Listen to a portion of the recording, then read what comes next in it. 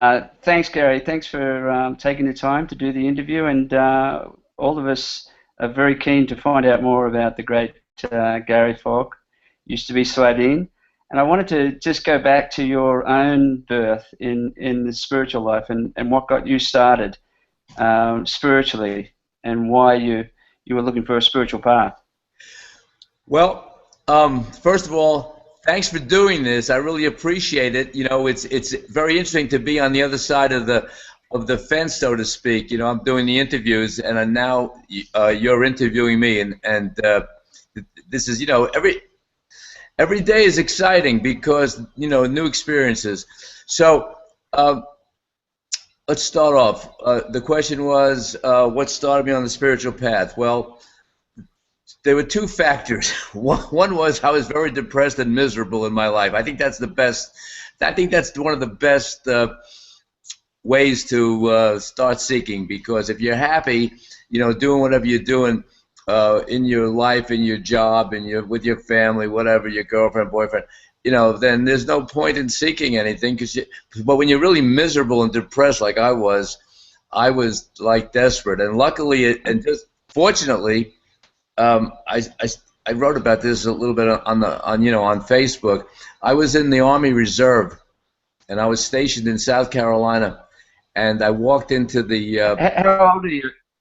what? How old are you at this point, Gary? How old are you at this point? Okay, I came out of college. I was about, about 21 years old, 21, 22 years old, and so I was in South Carolina in this Army base, and I walked into a little library, and who knows, there was a copy of the Bhagavad Gita there. I picked it up, and bingo, it just resonated. I started reading about Krishna and Arjuna, and you know, blah blah blah.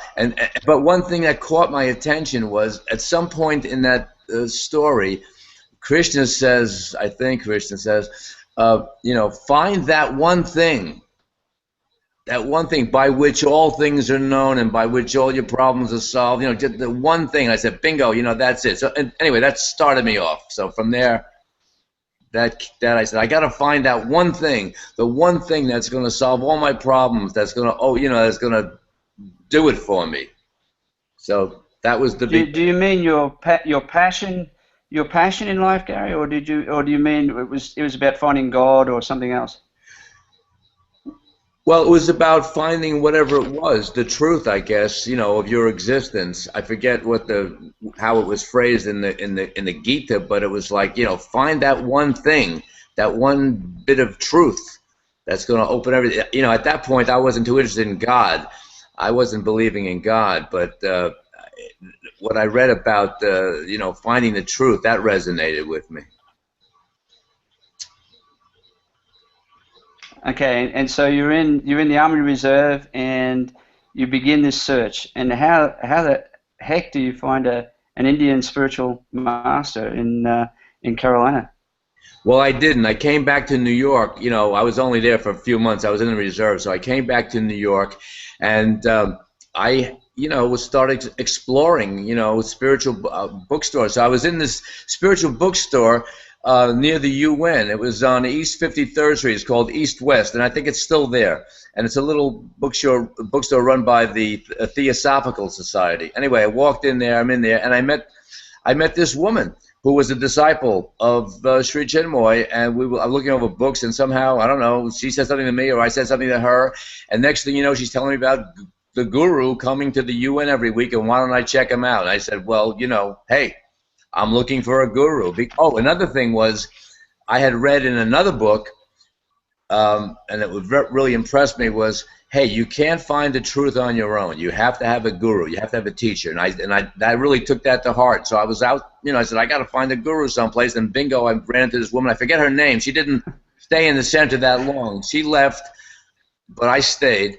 But she was my, you know, entree into the center. So she told me about guru coming to the UN. I didn't go to the UN, but I wound up going up to Rudra and Samarpana's place in Norwalk, Connecticut on Monday nights.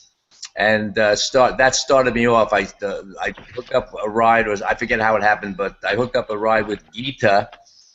I remember Geeta was a good friend of mine from the center. She was living in New York City, and I hooked up with her, and we went up on Monday nights, and then I became a disciple. So this was 1970.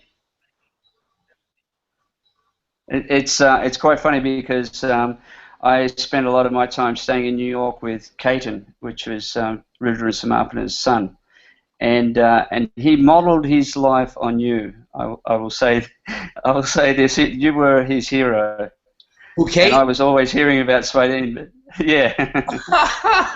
Yeah, well, I love Caton. I mean, everybody loved Caton. He was like the cute kid personality. He loved the theater. He was an actor. He was a comedian. Yeah, I love Caton. Caton was great. I didn't know he thought of me that highly. But anyway, great. That's good to hear. That's news. Okay. Some people have given me some questions to ask you. Ian Johnson, you remember Shundown, and Nicholas Anderson, Tom Taylor, Stephen Bright, and so on. So I'm going to work through some of them. Evie gave me a whole lot that are absolutely fantastic. But Oh, I wanted to know a little bit more about what. Go on. You no, want I to was just say? going to say, listen, this is this interview can go on as long as as long as it takes. I'm not going to cut myself off, or you.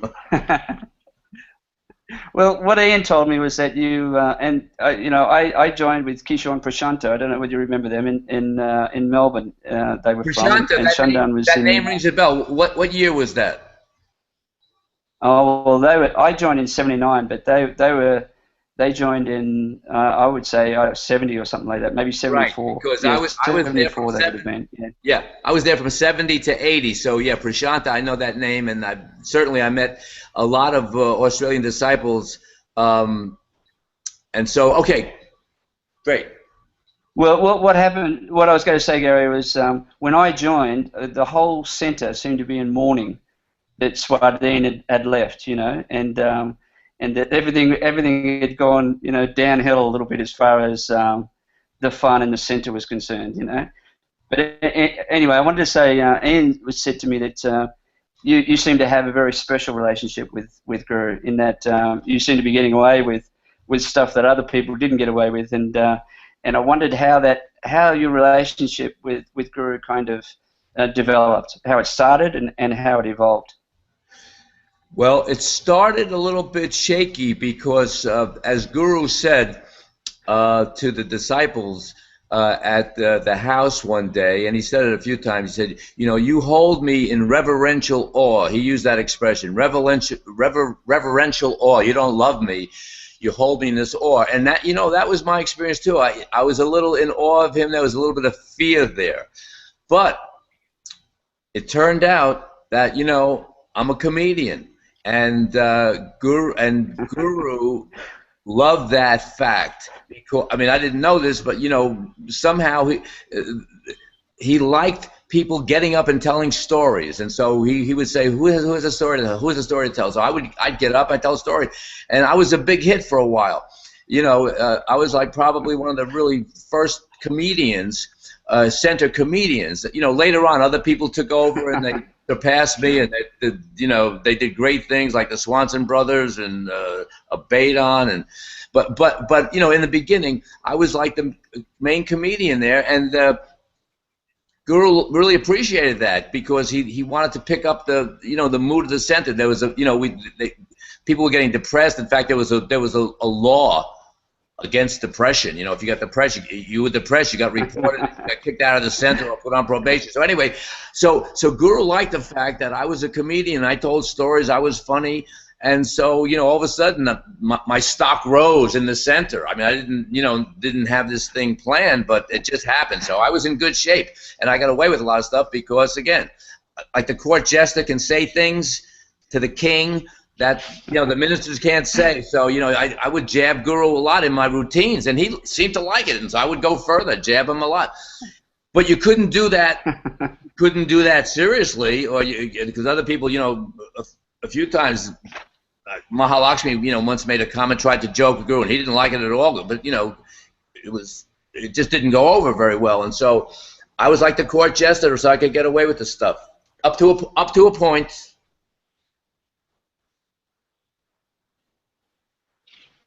Up to a point, yeah. I know that a lot of your jokes were about the gopis at the house. You know that you're often referred to some of the girls up at the house as the gopis, and wondered whether you had an inkling early on that something else was going on. No, not at all.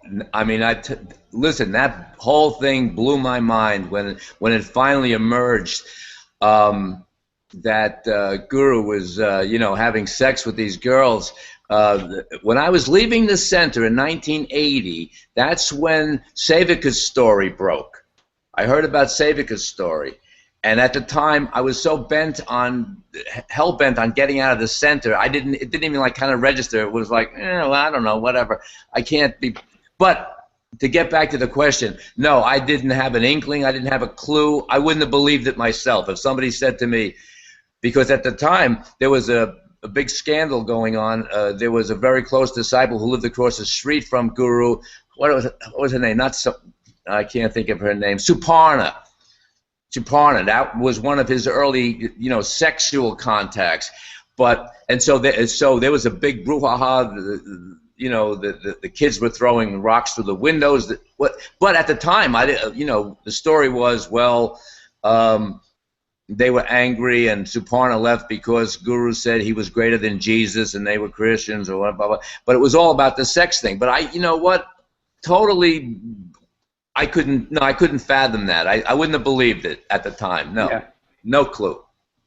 Can we back up a little bit? I should have. I want to come back and talk a little bit more about you leaving. But while you were in the center, let's say the first 5 years or 6 or 7 years, did you have a wonderfully positive experience and you enjoyed being with Guru and you were having great meditations and all that sort of stuff?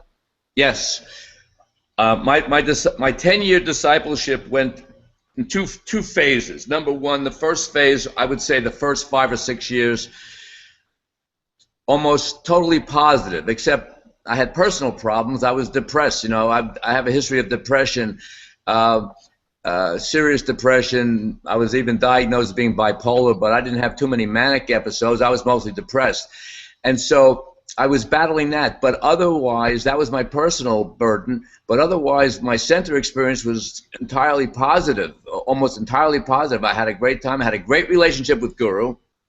He seemed to genuinely like me, which was, that's a big boost, because other people had different experiences with that, So, and I had a great experience. The smile of the beyond was one of the greatest experiences of my life, including everything that's happened since. Can you tell us a little bit about the Smiling Gary? Tell us how it got started. I know for disciples, the smile became a real icon of the center and a place that we all met. But I remember you in a film called Day in the Life, and you were talking to Vidhu, and you were giving Vidhu an ice cream cone, and I just remember you talking about that he can't believe how big this ice cream is, and it's blowing his mind that I'm giving him the biggest ice cream in the world. And I just remember that, and I can hear your voice, and I remember how many times I heard that film being played. But can you tell us how the smile got started? Yeah, when I came to the center, I was working on Wall Street, and I wasn't happy. And at that time, Guru was having disciples start the Divine Enterprises on Parsons Boulevard, and I asked him if I could be, he said, who would like to be, start a business? And I said, yeah, I want to, because I wanted to get out of my job. So he told me to open up an ice cream parlor. So that was the beginning of that. We found a location on Parsons Boulevard next to Guru's Stationery and Perfection in the Head World, and Garland of Divinity's Love was located there at the time. I was right next door to Conan's store. And so that's how it started. I started an ice cream parlor, but quickly realized it was Alo Devi, actually, who came in one day. She goes, you need something more in here than ice cream. You need to make some sandwiches or something. And I said, that's a crazy idea. But it turned out to be true, because ice cream by itself wasn't enough to keep me going during the winter. So gradually I brought in I had a lot of help from disciples, including Premananda, who was in the restaurant business. I knew nothing about anything, but I had people helping me. Premananda was a big help. Abedan was a big help. Chirantan was a big help. He did a lot of work in the store. So the people came in from all over and helped out, and Premananda told me, how to start, doing the food business. So I gradually, brought in sandwiches and soups and salads and juices and stuff like that, and it was a real hub because we had two schools across the street. So we had a lot of Guru liked it because a lot of people from the neighborhood came in and saw we were regular people, not just weirdos wearing saris and dhotis. So we're like regular people, we could talk to them about whatever, like regular people. So it was a good interface between the disciple community and the regular community. So the smile was key. And I was having a great time. I was having a ball. For 5 years or 6 years, I was like riding high, except, as I say, battling depression here and there. But for the most part, having a great experience. And then don't forget, we had Mahavishnu, and we had Devadeep, Carlos Santana, and Purushottama, Lex Hickson. We had some big, heavy-duty people, and we thought, man, we're going to transform the world here. Roberta Flack, but she didn't get too involved. But many people came by, so it was, it was exciting. It was an exciting time. I'm still excited. And just to back up a little bit, have you thinking about your depression and through those years? Did you arrive at a reason why you were getting those sorts of feelings? Wait, I didn't get that. Why I was what? Depressed? I just want to I want to explore about your depression. Why were you depressed? Were you unhappy with what was going on in the center, or unhappy with yourself? Well, yeah. Well, then you know what? Depression is a hard thing to explain because I don't know why I had been depressed before I was in the center. So the center didn't make me depressed, but I got really depressed. After a while, I sort of hit a place where I plateaued out. It's like that honeymoon. You join the center, and you have the honeymoon effect. Yeah. Going great, and then all of a sudden you start to plateau, and then it's like every day becomes the same.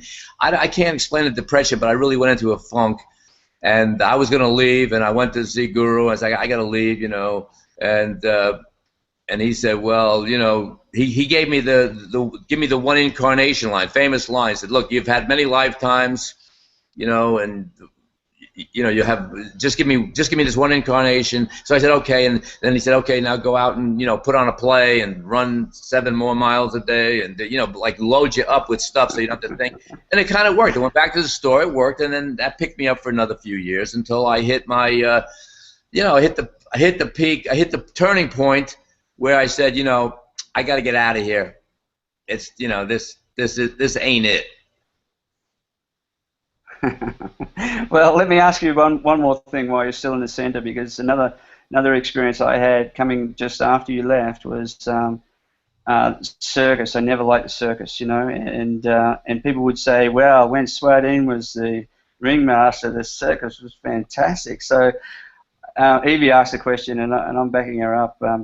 Was the circus, when you were there, any good, or was it as bad as it always was? It was as bad as it always was. Yeah, I hated the circus. I hated the circus.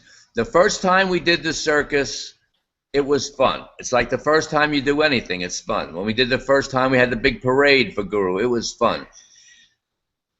But some experiences, like once is enough. And the circus was, to me, pure torture. Because don't forget, I'm running the Smile of the Beyond. I'm working like I was working 7 days in the beginning. I cut back to 6. I'm working like 12, 14, 16 hours a day. Then I had to do the circus. We were practicing up in JFK High School in the Bronx. It was torture. Torture. I hated the circus. I like being ringmaster. I like being the ringmaster because that's my personality. I like being that. Give me the microphone. I want to get up on stage. But the whole thing, I couldn't stand it. And maybe we can talk a little bit about your name and what it means and how you got your name. Well, my name, that was a big thing because, in the center, getting your spiritual name, at least when I was there, was the highlight of your career almost, because, not everybody got spiritual names. But if you hung in and you were a good disciple, eventually you'd get your name in a year or 6 months or 3 years or whatever. Anyway, so I was there for I don't know how long, about a year, and Guru said, you're going to get your spiritual name. and he gave me the name Swadhin, which means divine independence. Man, did that ring a bell, and it still does, because Yeah, exactly.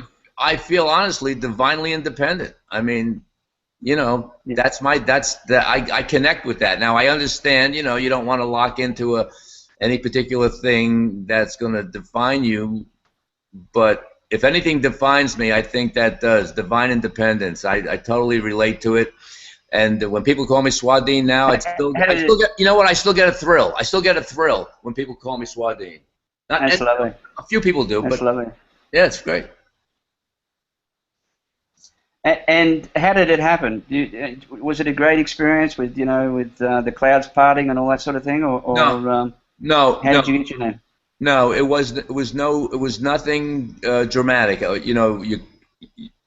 Guru said, okay, Friday night, after the function, come over and you'll get your spiritual name over at the house. You go over to the house, and then Nami was there recording everything he was saying, transcribing or whatever, taking notes, and what he'll do, he'll calls you up, and then he gives you a blessing, and he goes, your soul's name is Swadhin, and then he gives you which means divine independence, and then you get a little slip of paper, which I lost. I can't burn it like Yoko. I lost it, but I wouldn't burn. But no, but I appreciate what he did. Believe me. But no, there was nothing dramatic. Oh, then you have to go home that night before you go to sleep. You chant your name 100 times, which I did. It was no special experience, but it definitely, I connected with it, and it grew on me, and it got better and better. But I totally became Swadhin, and the Gary character was like, hey, that's like ancient history. It took me a while to get back into being Gary again. Even after I left the center, I didn't want to be Gary. I still wanted to be Swadhin, but now I can be both, and I can be neither. So it's good. And as far as your meditations were concerned, then what were your highest meditations? Were they there in front of Guru at the house, or how was your meditation like? Well, first of all, my meditations were nil.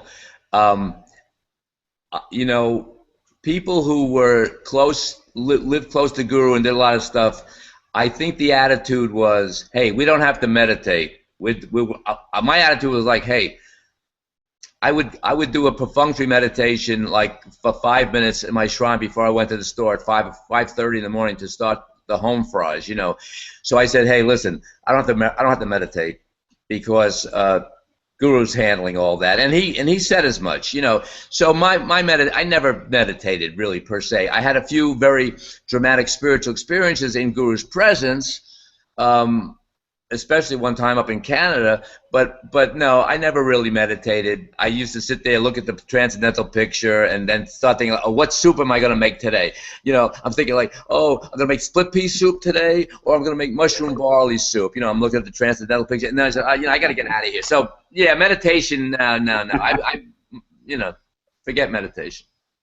You know what? I'm meditating. Tell us about I want to say one thing about meditation. I'm meditating now more and better than I ever did when I was in the center. But I felt in the center I didn't have to. That Guru, and as I say, Guru kind of said as much. Don't worry, I'm taking care of you, inwardly. So I said, all right. You take care of me inwardly. I'll make the home fries, and I'll make the soups, and you take care of me inwardly. That's all. That was my deal with the Guru. Yeah, that's great. Tell us about this experience in Canada, though. We want to hear that. Well, I don't remember. It might have been, I don't know if it was Ottawa or Toronto. We went up for some occasion. We went up to Canada quite a bit for the concerts and everything. Anyway, we were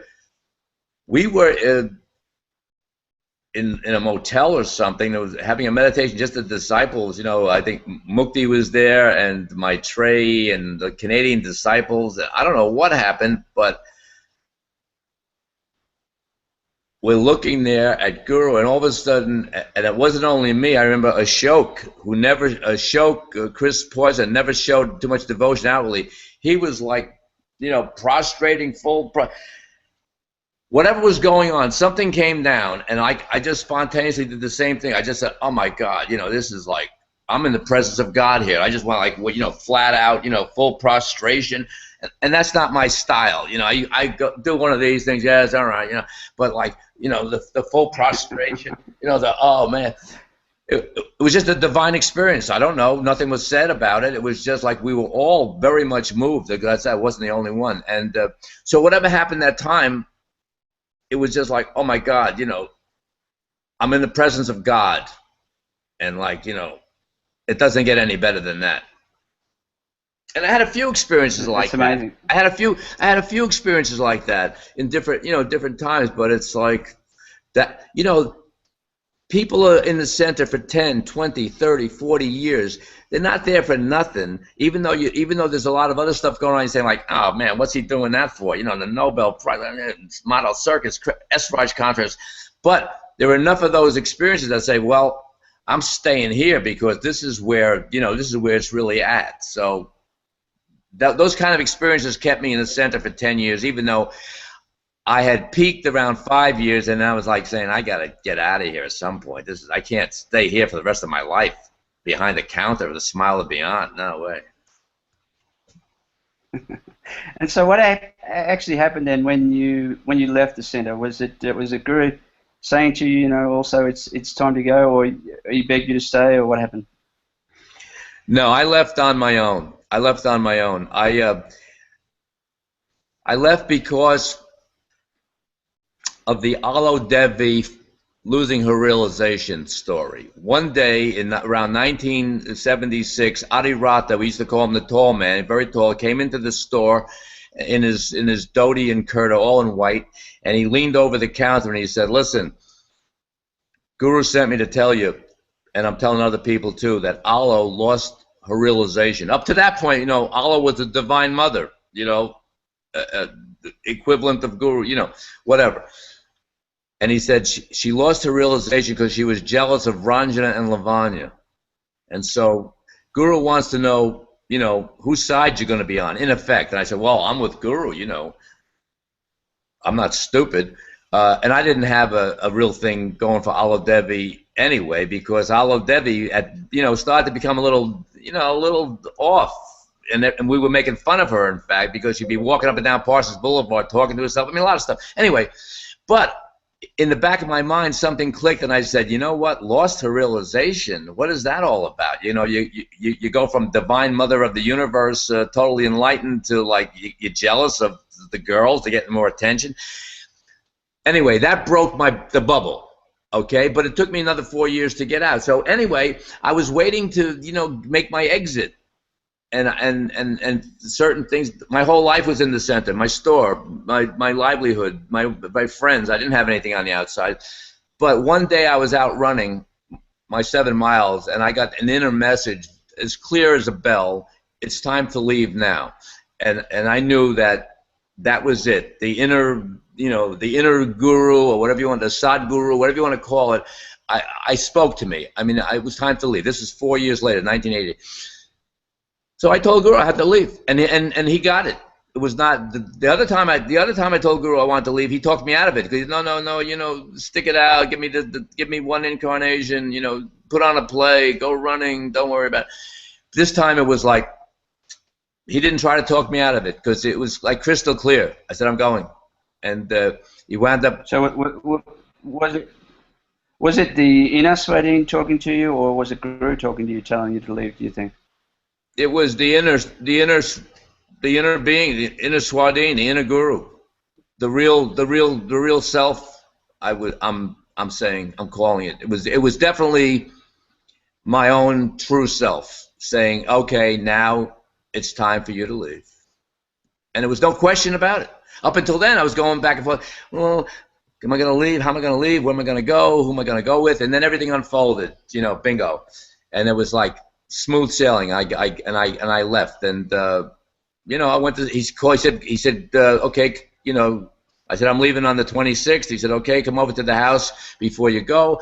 The day I left, he went over to the house. He gave me $1,400 in cash, pulled that out of his pocket. He said, and I don't know what was said, not too much, and I gave him a bow.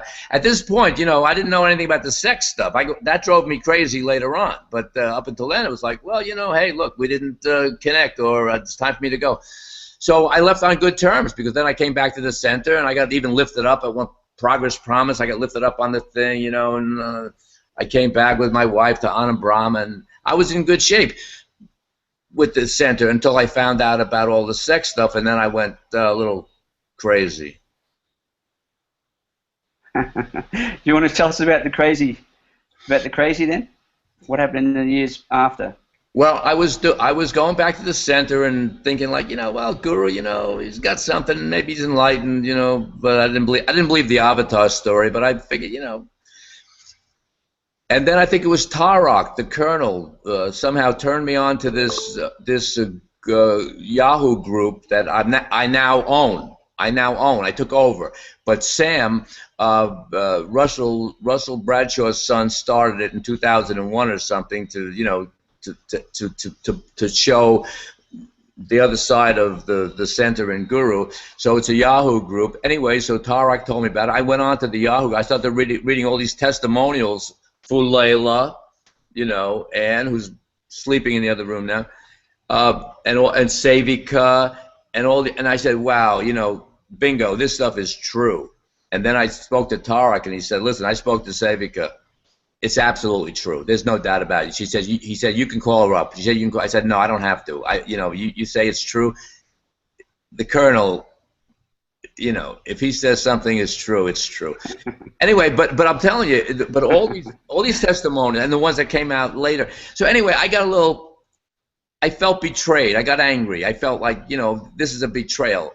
All the hypocrisy. We were on the set trying to be good boys and like Rob Bruner was saying, and Yoga Lloyd, you're trying to live up to this expectation and you're falling off the tree a little bit and you're getting back up and you're feeling guilty. And meanwhile, he's over there in the house. Anyway, so I got a little crazy. And now, of course, I mentioned this a few times, but after I left the center, I went back to drinking. The center saved me from alcoholism. The center saved me from alcoholism, but okay. I didn't drink for like a number of years until we started drinking in the center, sneaking out to Steak and Brew and drinking martinis and having steaks. But the boys, some of whom are still in the center, so I can't mention any names. But everybody knows the Swanson brothers and the Baydon and Amal and everybody. So anyway, you just mentioned those. I don't care. What are they going to do? Sue me? They already, the center already got me fired from my job, so I'm done. I'm retired. I don't care about anything. I'm sitting pretty now.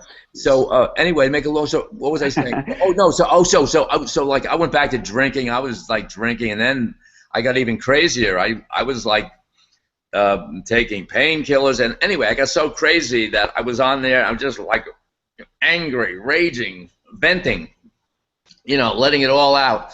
And on that Yahoo site, which is still going on, but all the action, the ex-disciple action has migrated over to Facebook.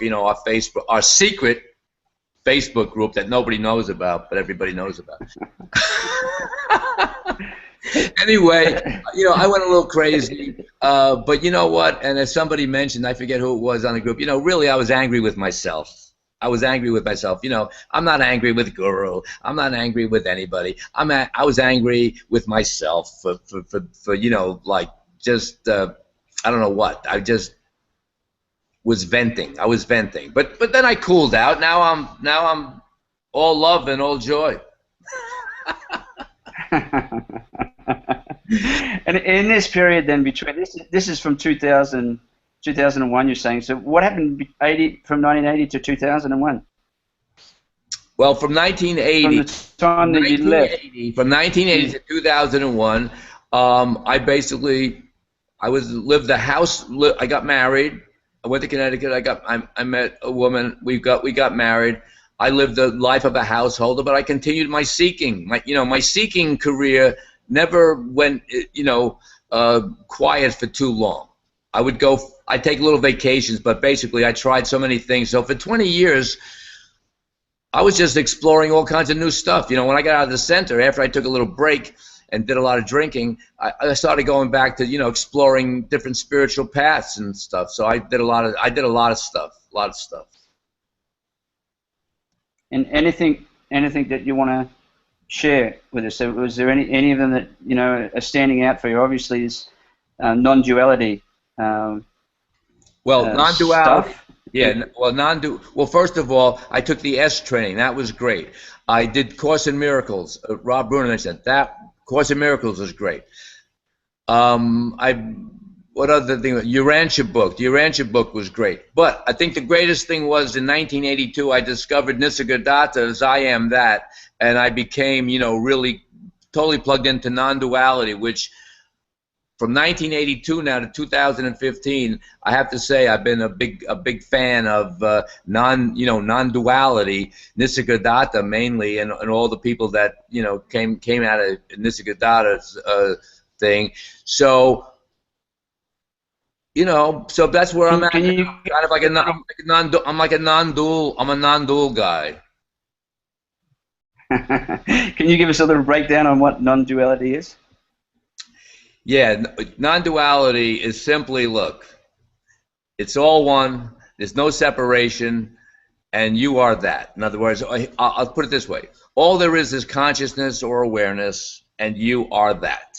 And there's no separation between anything. Apparent individuals are only separate, apparently separate, but it's all connected. And I think that's the simplest way to put it. It's just, you know, oneness. You know, like an atom. You know, like this whole thing with the electrons. One electron on this side of the world moves, and another electron on the other side of the world is affected. So it's that kind of thing. It's all interwoven, interconnected. Or Thich Nhat Hanh says interdependent. Everything is interdependent. There's nothing that has a separate existence. So does that mean then that that we still have a oneness with Guru? We still have a oneness with you know, people in the center and all that sort of thing. Yeah. You know, yeah, I have a oneness with Guru. Yeah, definitely. Yeah, I mean, how can if you were to meet Guru now, what would you be saying to him? I'd say, what was up with you? Well, you know, what's the story? What's the story? What's the whole avatar? What's the whole Kalki avatar thing? Like what was going on in your head? That I'd say, Guru, listen, answer one question. What was going on in your head when you were there and you go doing all these things, having sex with these girls and calling yourself the Kalki avatar? What was that all about? Can you tell me? That's what I'd say to him. And he'd say, oi, oi, oi, oi, oi, oi, undivine. But you know what? Guru, listen, you know what? Guru is just another guy. And all these people who think he's a god or he's a Kalki avatar, that's such bullshit. He's just another guy, you know. And I'd look him right in the eye, and I could talk to him. And you know what? Everybody's just another guy. All these people sitting on thrones, that's all bullshit. I'm glad you said that. What quality in looking at other people then, in other disciples, you know, ex-disciples or whatever else, what quality do you like the most in people? Sincerity.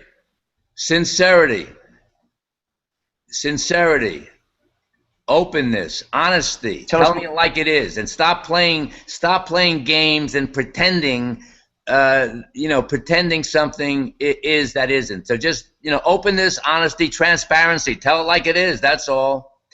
You know, I went to see Gangaji, and I'm not a big Gangaji fan, but but she said something that rang a bell. She says, "Just tell the truth. That's all. Tell the truth."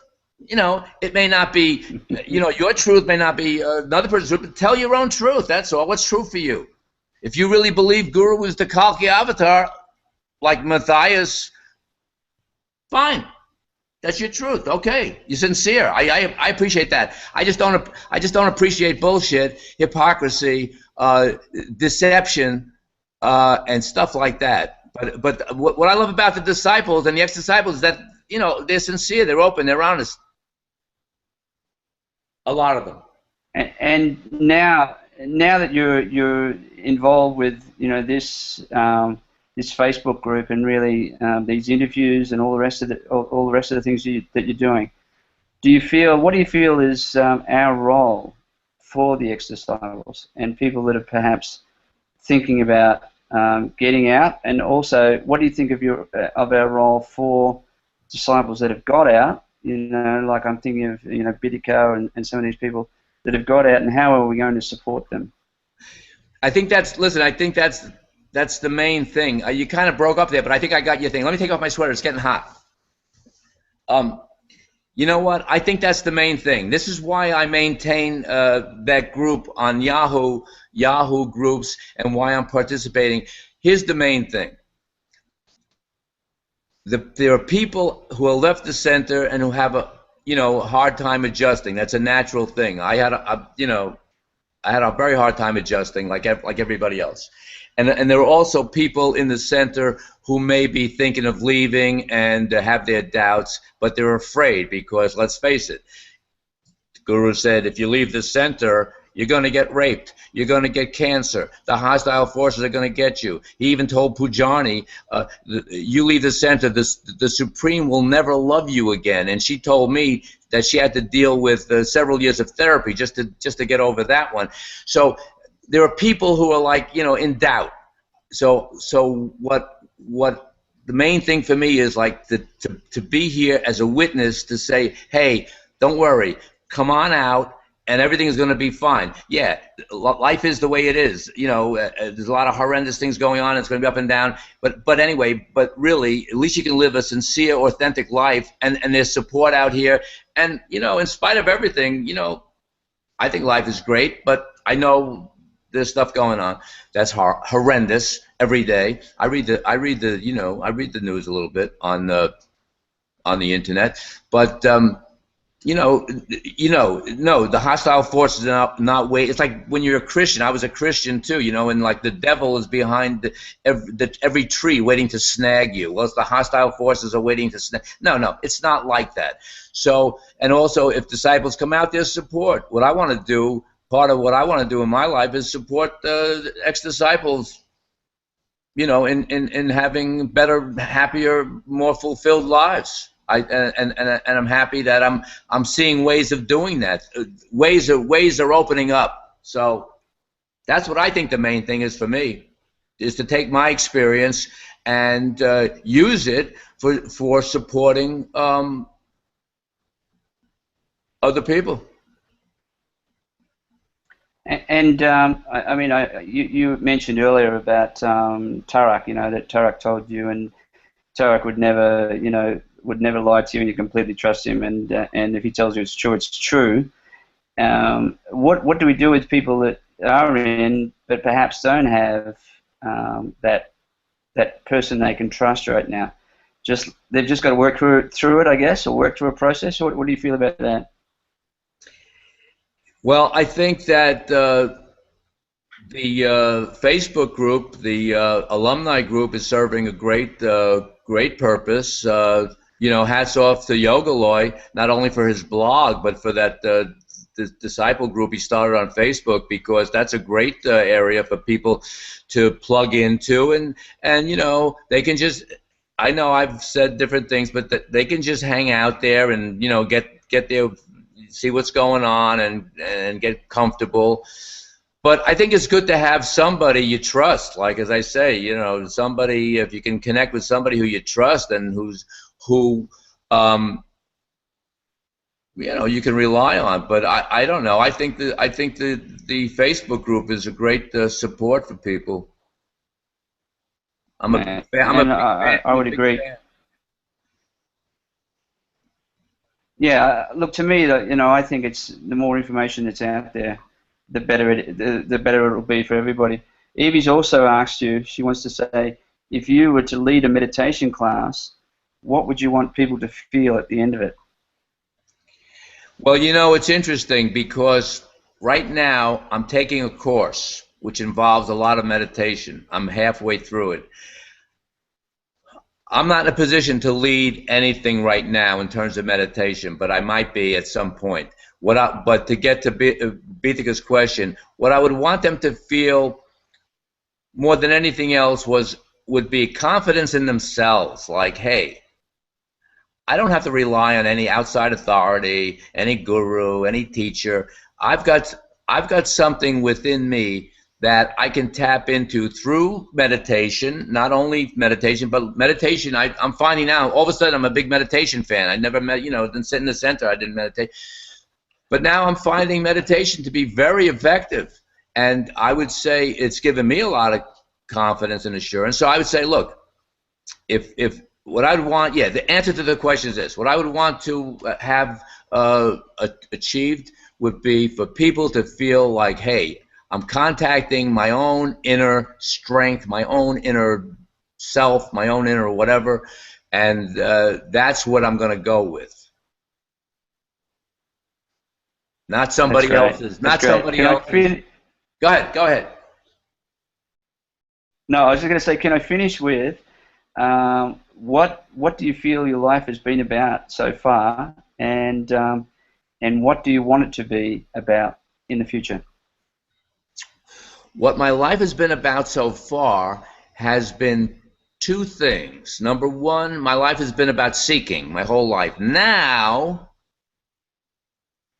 it's not only about seeking, but it's about finding.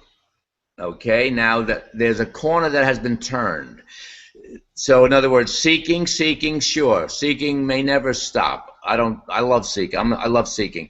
But also finding is happening. And so I'm in that process now. I'm finding. It's really great. And what my life is, what I want my life to be about is about service to other people.